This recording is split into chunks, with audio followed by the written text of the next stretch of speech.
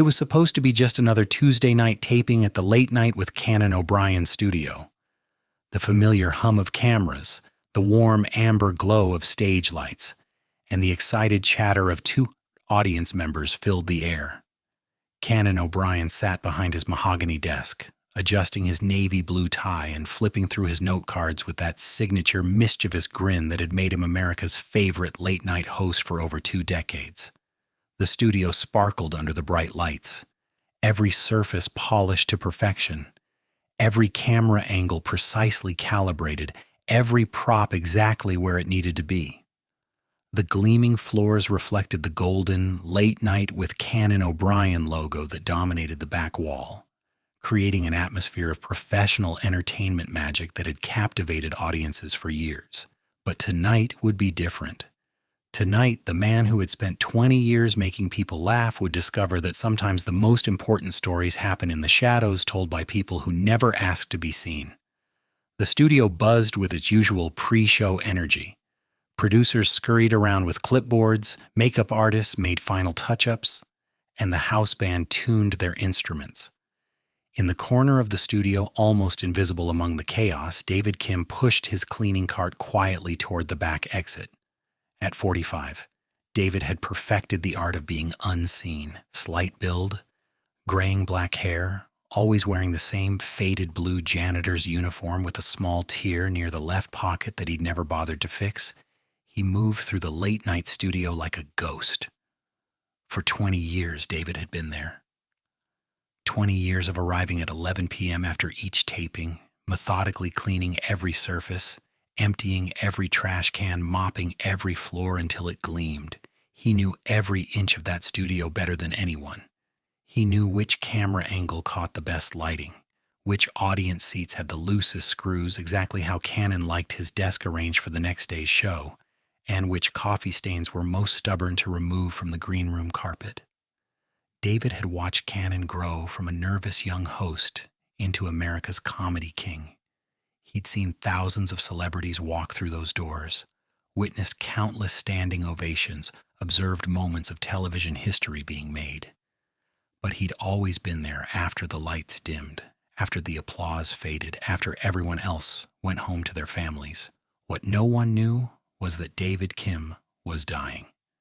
The diagnosis had come 3 weeks ago, delivered in the sterile fluorescent lighting of a hospital office that smelled like disinfectant and broken dreams. Stage 4 pancreatic cancer, 6 months, maybe less. The doctor had been kind but direct, the way medical professionals learn to be when hope becomes a luxury they can't afford to offer.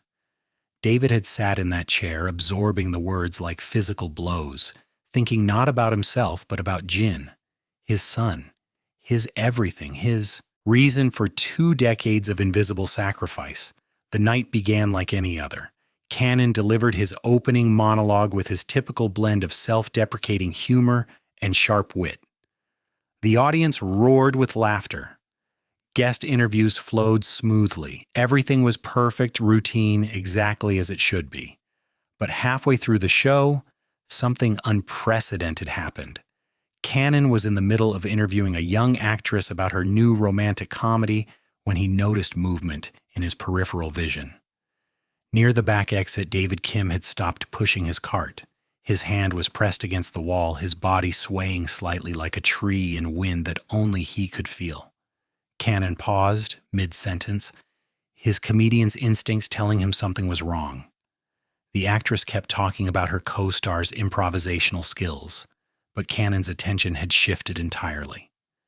20 years of seeing the same quiet man every night had created an unconscious awareness, a peripheral connection that existed beyond words or formal recognition. David was always steady, always composed, always invisible in his reliability. This was different. "I'm sorry," Canon interrupted his guest, his voice carrying across the studio with uncharacteristic seriousness. Could you hold that thought for just 1 second?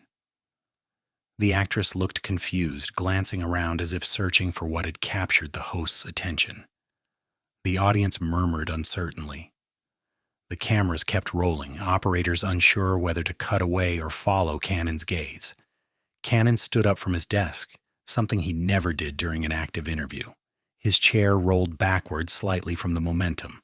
He stepped around the guest chair and walked toward the back of the studio, his expensive leather shoes clicking against the polished floor with each determined step. The studio lights caught the concern etched across his face. "David?" he called out, his voice gentle but audible to everyone in the studio, amplified by his wireless microphone. The entire room went quiet.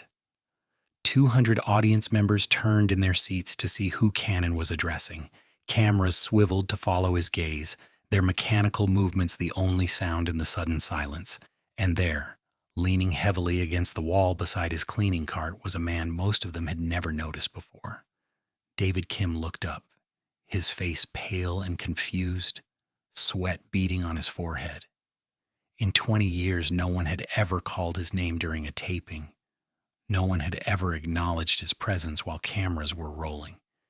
He tried to straighten up, to disappear back into the invisibility that had protected him for 2 decades, but his legs trembled and gave out. Cannon broke into a run, his dress shoes sliding slightly on the polished floor as he rushed toward the collapsing figure.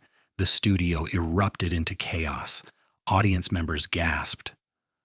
The guest actress stood up from her chair. Producers yelled into their headsets, but Cannon reached David just as he collapsed, catching him before he hit the ground. "Call 911, Cannon shouted to his production team, his comedy persona completely stripped away. "Now!" For the next 10 minutes, as paramedics arrived and tended to David, Canon O'Brien did something unprecedented in television history. He sat on the studio floor next to a man most people had never seen, holding his hand, talking to him in whispers that the microphones couldn't pick up. The cameras kept rolling because no one knew what else to do. When David was finally stabilized and conscious, Cannon helped him to his feet. The paramedics wanted to take him to the hospital immediately, but David shook his head. "I'm okay," he whispered, his voice so quiet the studio had to strain to hear. I need to finish cleaning." Cannon looked at this man, really looked at him for perhaps the first time in 20 years. He saw the exhaustion in David's eyes, the weight of something far heavier than a cleaning cart, the dignity of someone who had never asked for anything but the chance to work. "David," Cannon said, his voice now amplified by his wireless microphone so everyone in the studio could hear. "How long have you been working here?" David's voice was barely audible, worn thin by years of speaking only when necessary. 20 years, Mr. O'Brien." 20 years, Cannon repeated, turning to address the audience, his voice carrying a mixture of amazement and guilt. "This man has been taking care of this studio, taking care of all of us for 20 years. Every night, while we go home to our warm beds and our families, David stays here. He makes sure every surface is perfect, every corner is clean, every single detail is exactly right for the next show, and Cannon's voice caught slightly. "I don't think I've ever properly thanked him." The studio fell completely silent. Even the house band had stopped their quiet tuning.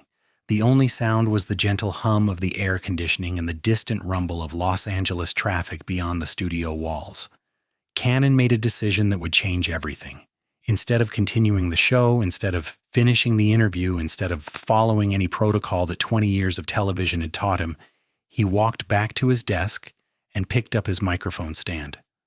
"Ladies and gentlemen," he announced, his voice carrying a gravity that transformed the entertainment space into something sacred, "I want you to meet someone very important. This is David Kim.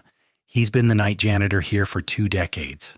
Every single night after we finish making jokes and entertaining you, after the applause dies down and the cameras stop rolling, David comes in and makes sure this place is perfect for the next show. He's the reason this studio sparkles. He's the reason we can do what we do. He's been invisible to most of us, but he's been the foundation that everything else is built on." David stood frozen, overwhelmed by suddenly being seen by hundreds of people, by cameras, by the bright lights that usually shone on celebrities and comedians. His cleaning cart seemed small and out of place in the spotlight. "David," Cannon continued, setting down the microphone stand and walking back to him. Would you mind if I asked you something personal? What made you stay here for 20 years? What kept you coming back night after night? David was quiet for a long moment, his weathered hands gripping the handle of his cart.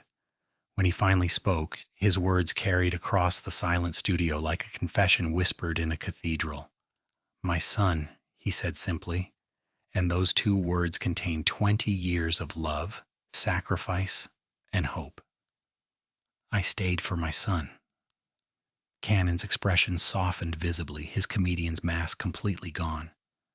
Tell us about your son, David. David's eyes filled with tears that he'd been holding back for weeks. Jin, he's 18 now. He just got accepted to MIT on a full scholarship for engineering. He's everything I wanted to be but never could. Smart, ambitious, going to change the world someday. He builds things, creates things. His mind works in ways mine never could. The audience was completely absorbed now, leaning forward in their seats as if afraid to miss a single word. And you've been working here all these years to support him? 2 jobs, David nodded, his voice growing steadier as he spoke about his son. Day shift at a warehouse in Burbank, night shift here. 7 days a week for 20 years. I wanted to make sure he never had to worry about money for school, never had to work during his studies like I did. I wanted him to focus completely on his dreams, to reach heights I could never imagine. Cannon was quiet for a moment, processing what he just heard. 20 years, 2 jobs, 7 days a week, 1 dream. The numbers didn't just represent time and effort. They represented a love so profound, it had reshaped a man's entire existence. David, Cannon said softly, his voice carrying a tenderness that millions of viewers would remember long after the credits rolled. Why did you collapse tonight? Are you okay? David hesitated, looking down at his hands. They were calloused from decades of manual labor, scarred from countless small injuries that came with cleaning and maintenance work. These hands had polished every surface in this studio thousands of times, had worked through sickness and exhaustion, had never asked for recognition. The doctors, David's voice broke. They found something 3 weeks ago, cancer, pancreatic cancer. They say I have maybe 6 months, probably less. I was going to keep working as long as I could, save every penny for Jin's future expenses, his textbooks, his living costs, but tonight, he gestured weakly toward the spot where he'd collapsed. My body had other plans. The studio was so quiet you could hear individual heartbeats.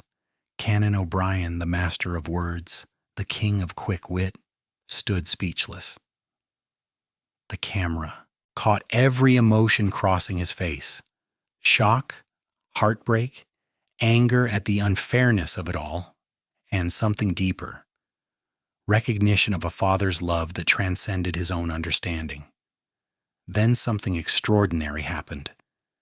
Cannon walked back to his desk with purpose, picked up his personal cell phone, and made a call right there, live on television, in front of 200 people and millions of viewers who would later call it the most powerful moment in late-night television history. Jin Kim, he said into the phone, his voice clear and determined. This is Canon O'Brien from Late Night with Canon O'Brien. I'm here with your father right now, and I think you need to come to the studio right now. This is important, son. More important than anything else you might be doing tonight. The wait felt eternal.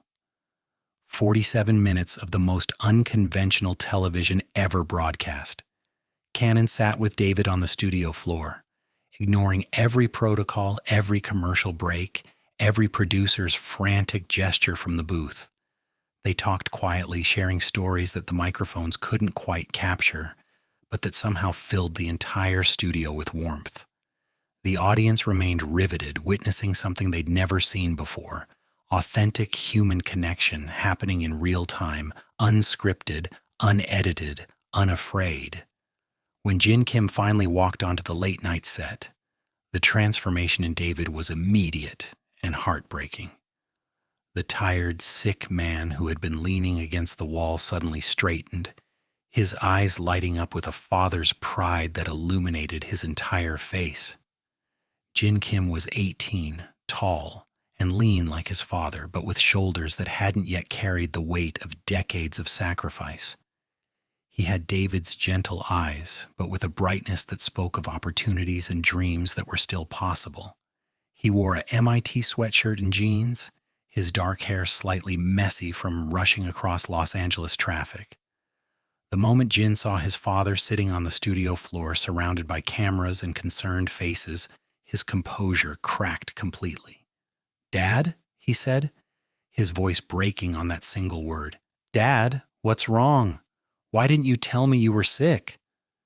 Canon brought father and son together center stage, under the bright lights that had witnessed thousands of comedy sketches but had never illuminated anything quite like this. "Jin," Canon said, "did you know that your father has been working 2 jobs for 20 years just to make sure you could pursue your dreams?" Jin looked at his father with a mixture of love and heartbreak. "Dad, you never told me you were sick." "I didn't want you to worry," David whispered. "I wanted you to focus on school." "Jin," Canon interrupted gently, "your father is a hero. Not because of what he does for work, but because of how he loves. For 20 years he's been invisible to most of us, but he's been the foundation that everything else is built on." Canon reached into his jacket pocket and pulled out his personal checkbook. "David, I can't give you more time. I wish I could, but I can give you something else." He began writing. "This is for Jin's entire 4 years at MIT. Tuition, room, board, everything. Your son's education is covered." The audience erupted in applause, but Canon wasn't finished. "But more than that," he continued, "I want to offer you something, David. For the time you have left, however long that is, you're not going to spend it cleaning floors. You're going to spend it with your son. You're going to see him start college. You're going to be proud of him out loud. And whenever you want, you have a seat in this audience, watching the show you helped make possible for 20 years. David broke down completely. 20 years of being invisible, of sacrificing in silence, of carrying the weight of love and responsibility alone, and suddenly he was seen. Really seen. Canon removed his suit jacket, the same navy blue jacket he wore for every taping, and placed it around David's shoulders. "This studio belongs to you as much as it belongs to me," Canon said. "Thank you for taking care of us. Thank you for showing us what real dedication looks like. Thank you for reminding us that the most important work often happens when no one is watching." The show never officially ended that night. There was no closing monologue, no goodbye to the audience. Instead, it became something else entirely. A celebration of a man who had never asked to be celebrated, a recognition of love in its purest form. 3 months later, David Kim passed away peacefully, surrounded by his family. But he lived long enough to see Jin start his first semester at MIT. He lived long enough to attend Jin's orientation, to help him move into his dorm room, to have dinner in the campus cafeteria. At David's funeral, Canon O'Brien gave the eulogy. He spoke about visibility and invisibility, about the people who make our lives possible while asking for nothing in return. He spoke about a man who cleaned floors but built dreams. "David Kim taught me something I didn't know I needed to learn," Canon said to the packed church. "He taught me that heroism doesn't always happen in the spotlight. Sometimes it happens in the quiet moments, in the daily choices to show up, to work, to sacrifice, to love." For 20 years, David was invisible to most of us, but now I understand he wasn't invisible because he didn't matter. He was invisible because he was busy making everything else possible.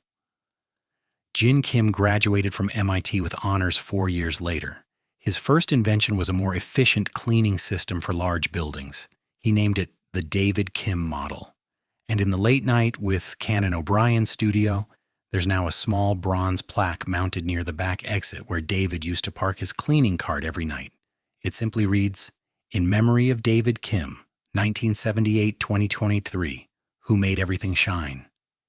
Every night when the show ends and the audience files out into the Los Angeles evening, the current cleaning crew stops at that plaque for a moment of silence, not because they're required to, but because they understand something now. Their work matters. They matter. They are seen. The late night show established the David Kim Scholarship Fund. which has helped over 200 students pursue engineering degrees. Canon mentions David's name every year on the anniversary of that episode, reminding viewers that heroes often work in the shadows. Jin Kim graduated summa cum laude from MIT 4 years later. His senior project was a revolutionary cleaning system for large buildings. He named it the David Kim model. At his graduation, Canon O'Brien sat in the audience, wearing the same navy blue suit jacket he had placed around David's shoulders that night. "Your father would be so proud," Canon told Jin after the ceremony, "not just of your achievements, but of the man you've become." Jin still has his father's final paycheck from late night framed next to his MIT diploma. David had refused to cash it, saying he hadn't finished his last shift. Canon never replaced it, because sometimes it takes losing someone to realize they were never invisible at all. They were just loving so quietly, working so steadily, sacrificing so consistently that the world forgot to notice the foundation upon which everything else was built. But Canon O'Brien remembered, and he made sure the world would never forget the man who spent 20 years making sure everyone else could shine, who proved that true heroism doesn't require applause. It just requires showing up day after day with love that asks for nothing in return except the chance to keep giving. That night, when the studio lights finally dimmed and the last audience member had gone home, Canon O'Brien stood alone on his stage, looking at the spot where David Kim had collapsed and changed everything. The studio sparkled around him, every surface perfect, every corner clean, exactly the way David would have left it.